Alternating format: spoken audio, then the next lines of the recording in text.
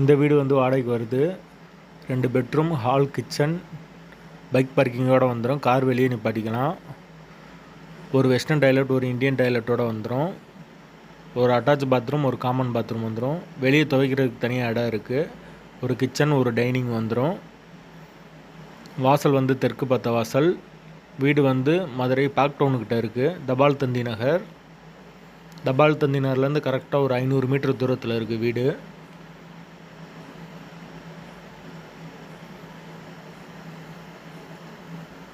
Washing machine வைக்கிறதுக்கு தனி இடம் இருக்குது.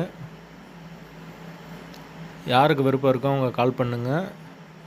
தனி வீடு, தெற்கு பார்த்த வாசல். வாடகை 10,000 ரூபா. அட்வான்ஸ் வந்து 1 லட்சம் கேட்குறாங்க.